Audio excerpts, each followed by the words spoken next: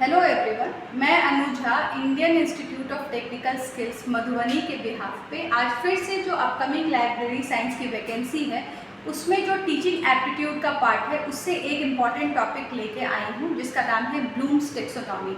आप सब जानते होंगे कि अगर टीचिंग एप्टीट्यूड है तो उसका एक बहुत अहम हिस्सा है ब्लूम्स टेक्सोनॉमी का।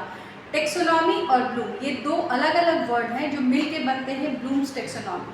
ब्लूम जो थे वो एक अमेरिकन साइकोलॉजिस्ट या फिर एडुकेशनलिस्ट थे जिन्होंने ये एक पूरा टेक्सोनॉमी बनाया। बच्चों, टेक्सोनॉमी का मतलब होता है क्लासिफिकेशन, और ये क्लासिफिकेशन जो था वो एडुकेशन के उद्देश्य का था, ऑब्जेक्टिव्स का था। तो बिना टाइम वेस्ट किए चलिए आइए देखते हैं कि ये ब्लूम्स टेक्सोनॉमी है क्या। जैसा कि मैंने अभी आपको बताया कि वर्ड टेक्सोनॉमी का मतलब होता है क्लासिफिकेशन, और हिंदी में इसे हम कहते हैं वर्गीकरण। क्लासिफिकेशन, टेक्सोनॉमी या वर्गीकरण, आप तीनों ही कहें उसकी बात एक है। ब्लूम साहब जो थे इन्होंने एक बुक लिखी थी जिसका नाम था टेक्सोनॉमी ऑफ एजुकेशनल ऑब्जेक्टिव्स। ये बुक आई थी 1956 में। एक मीटिंग हुई थी अमेरिका में, एपीए की, अमेरिकन साइकोलॉजिकल एसोसिएशन इन 1947। ये डेट्स आप याद जरूर रखें कि मीटिंग के जो हेड थे वो थे ब्लूम साहब। इन्होंने किया क्या था, तो इन्होंने 1956 में एक किताब लिखी जिसका नाम था टेक्सोनॉमी ऑफ एजुकेशनल ऑब्जेक्टिव्स, और इस बुक में उन्होंने एक बहुत इम्पॉर्टेंट चीज़ लिखी जिसका नाम था उद्देश्य क्या है शिक्षा का, और उसके अकॉर्डिंगली उन्होंने एक उद्देश्य बताया। जैसा कि आप ये जानते होंगे जिन्होंने भी एजुकेशन या टीचिंग के ऊपर थोड़ा भी पढ़ा होगा कि बेसिकली टीचिंग के 3 उद्देश्य होते हैं। सबसे पहला होता है कॉग्निटिव, इसको हम संज्ञानात्मक कहते हैं। दूसरा होता है भावनात्मक, जिसको हम अफेक्टिव डोमेन भी कहते हैं, और तीसरा होता है क्रियात्मक, और इसे हम CAT, P इज साइकोमोटर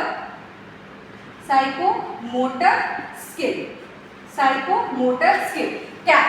आप शॉर्ट में इसे कैप के तौर पे याद रख सकते हैं। अब इस टेक्सोनॉमी को देखते हैं जो ब्लूम साहब ने 1956 में दिया था। उन्होंने बताया था कि लोअर लेवल पे जो बहुत ही बेसिक लेवल का एजुकेशन है उसमें सबसे ज़्यादा इम्पॉर्टेंट जो है वो होता है शिक्षा, नॉलेज।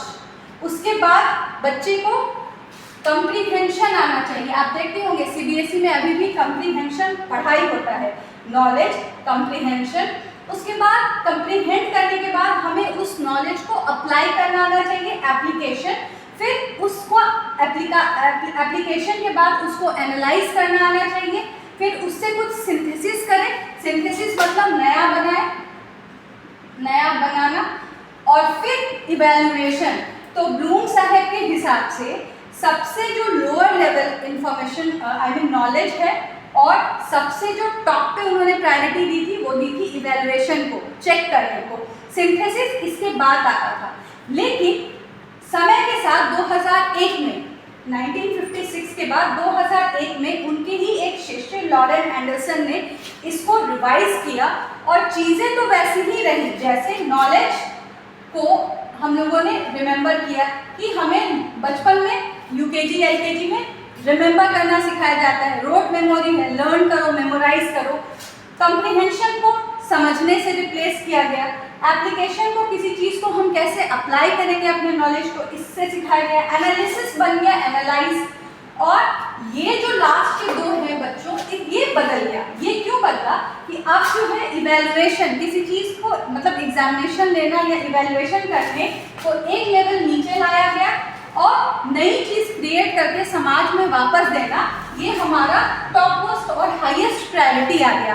ब्लूम्स टेक्सोनॉमी 2 तरीके से आपसे क्वेश्चन अगर 1956 के अकॉर्डिंगली पूछा जाए तो आप इस चार्ट को भी याद रखेंगे।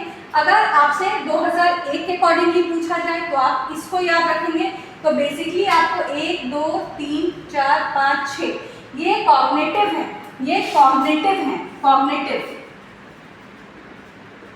ये 6 टर्म्स और ये 6 टर्म, टोटल 12 टर्म आपको ब्लूम्स टेक्सोनॉमी से याद रखना चाहिए। डिटेल में ये सारी चीज़ें हम अपने Indian institute of technical skills के क्लासरूम में पढ़ेंगे। अगर आप हमारे क्लास को ज्वाइन करना चाहते हैं तो ये क्लासेस बिल्कुल निःशुल्क है।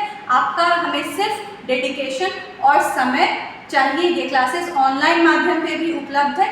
आप अगर चाहें तो हमें ज्वाइन कर सकते हैं। सुनने के लिए धन्यवाद।